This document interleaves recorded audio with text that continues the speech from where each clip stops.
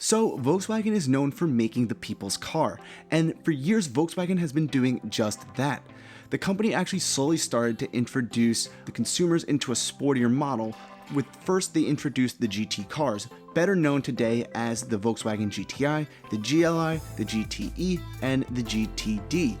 But did you guys know that Volkswagen made a higher, sportier model than the normal GT cars? Oh hell yeah baby, this car is called the R models, and today we are going to be talking and comparing all of the rarest R models made to date.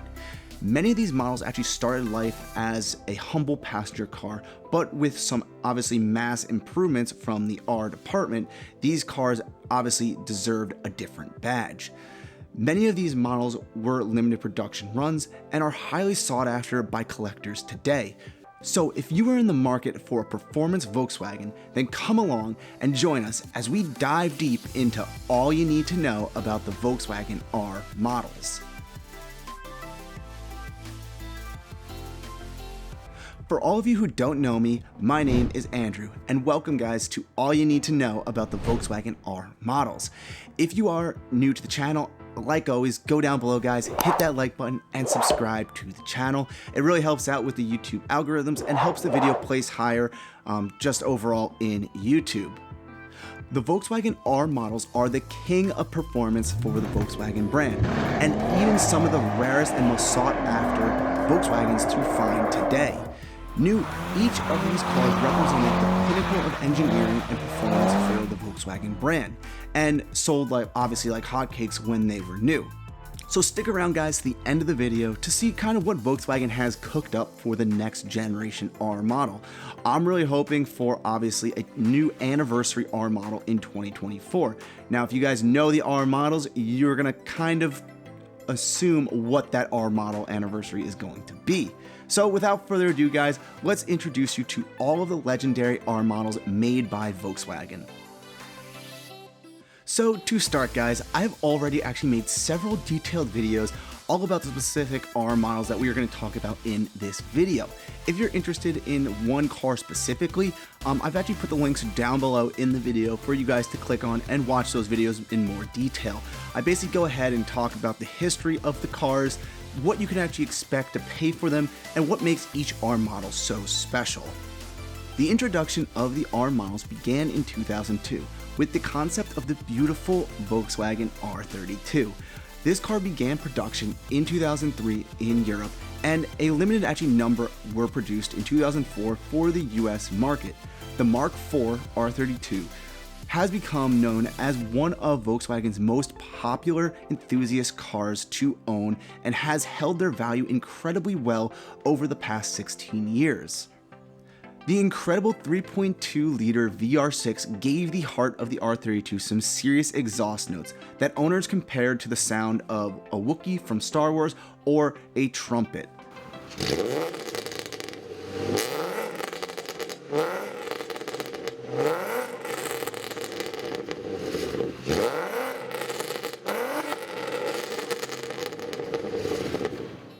I don't know about you guys, but this exhaust note sounds amazing. To me, it kind of sounds like what maybe a baby GTR would sound like. After the success of the Mark IV R32, Volkswagen wanted to bring back a successor to the R32, and in 2005, Volkswagen released the Mark V R32 in Europe. Many people in the States were super excited to see that we would be getting another generation of the R32, but we would have to wait until 2008 until we could get our grubby hands on one. Sadly, the Mark V R32 only came to the US in a DSG option without the beautiful European Recaro seats or the 4-door option. The Mark V R32 still holds their value, I would say pretty well, but nowhere near to what the Mark IV R32 are worth. In terms of the R models, the R32 sold like hotcakes. Both the Mark IV and Mark V R32 basically both pre-sold their 5,000 allocations when they were released. Around the world, enthusiasts have raved about the performance you get actually out of this little hot hatchback, and has attracted a very loyal fan base to the Volkswagen brand. In 2007, Volkswagen took another bold move, and they introduced an R model for their beloved mid-size family sedan, the Passat, and their SUV, the Touareg. Volkswagen took the mid-size family car, the Passat, and cranked up the power. They put in a beautiful 3.6-liter VR6 that could output now 300 horsepower and added a wagon option. All in all, this basically birthed the Passat R36. The Passat R36 took many of the beautiful styling features found in the R32, upped the horsepower, and put it all into a sedan or wagon.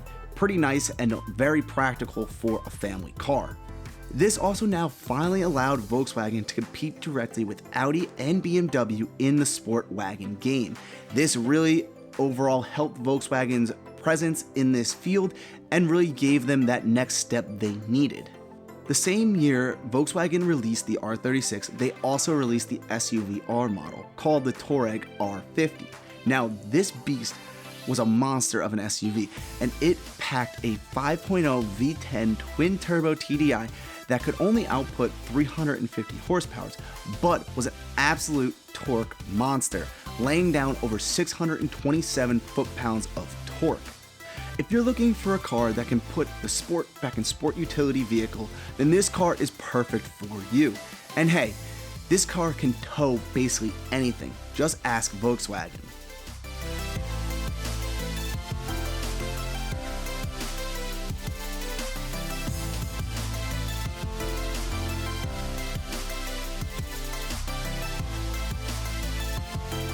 See that, guys? That was an R50 towing a Boeing 747, which held actually the world record for the heaviest load towed by a passenger car. The Passat R36 and the Touareg R50 were pretty cool cars overall, but did not actually perform as well as the R32 did.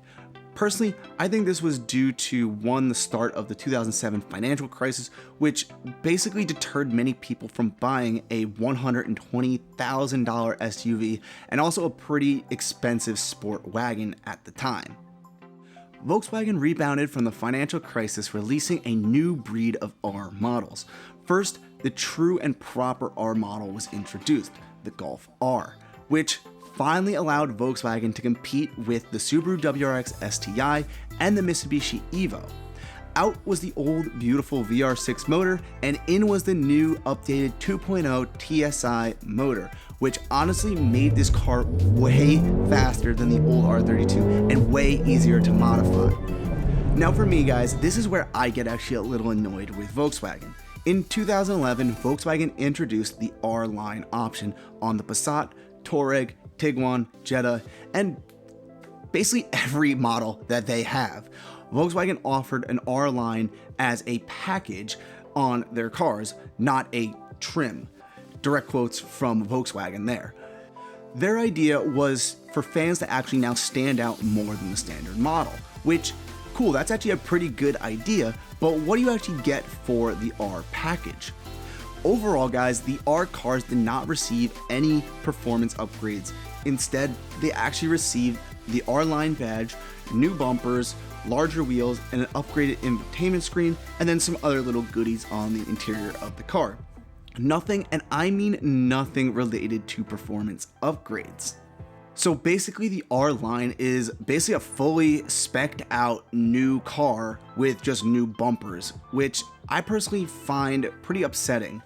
The R badge is supposed to actually represent Volkswagen's top-of-the-line performance car, and is something special and unique from the baseline model. Styling is a big key for the R badge, but performance is also, which, as you can see, the R line lacks that performance.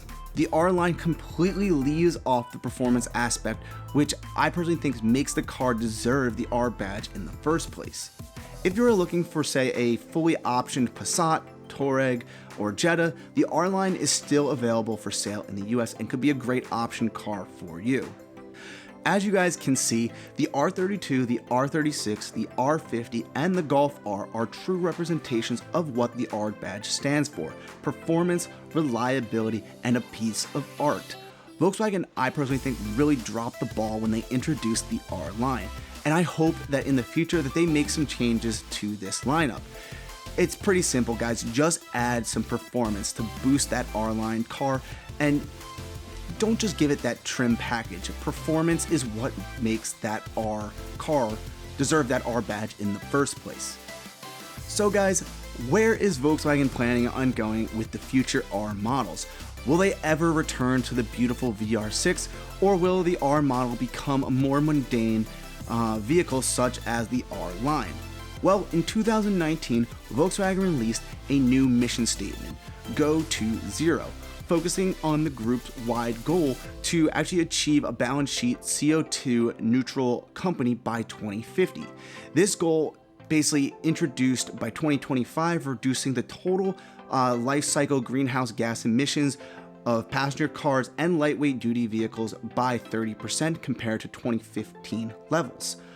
Also guys, by 2025, the company plans to have reduced production levels related to CO2, water, and waste by 45% per car compared to 2010 levels. Lastly, the e-mobility movement has also pushed Volkswagen to have a total share of battery electrical vehicles in the group's model lineup be basically 25% by 2025, with an increase to 40% by 2030. So what does this actually all mean for the R models? Personally, for me, I honestly don't think this looks good, guys, for the R models. First off, with the introduction of the MQB platform, Volkswagen is actually looking to standardize all their vehicles from the firewall forward, which means most likely the good old days of the big VR6 motors will most likely never happen again. Also, with Volkswagen's new Go to Zero mission statement, this shows that basically the likelihood of Volkswagen introducing another R32, R36, or R50 models basically just went out the door. I'm sure that they will actually keep the current Golf R around for a while and slowly actually electrify this car as they get closer to their 2050 goal. Personally guys, I would really love it if Volkswagen went back and built a limited edition R model again. So one, the prestige of owning this kind of car really excited the Volkswagen community, and basically making a high performance variant of the car is a really easy sell for Volkswagen. So it would make sense, like, why wouldn't they want to go about this route? The new Golf R are actually, I personally think, incredible pieces of machinery, but being mass produced really takes away from the rarity factor that made the R32 so desirable and collectible by people today. Volkswagen has actually made several concepts such as the R400 and the GTI Supersport, which, if actually made, would be a limited edition car that would fit the criteria of many R cars and really excite enthusiasts again. My proposal to Volkswagen would be to make a 20th anniversary R32 in 2024. I feel like making a limited production run would bring back the VR6 motor and would really ignite the spark for enthusiasts like the Mark IV and Mark V R32 did when it was originally released. Volkswagen has actually a history, guys, of making anniversary cars, and as you may all know from my other videos about the GTI, they have made 20th anniversary GTIs, 25th anniversary edition GTIs, so this fits right in Volkswagen's concept of building an anniversary car. I personally think this would be an amazing celebration for one of the most beloved R models built to date. If you guys actually all agree with me, leave a comment down below and like the video, because the more people that actually comment and like this video, the higher likelihood that this video will grow, and potentially Volkswagen would see a video like this and could use that idea to release a special edition car like this.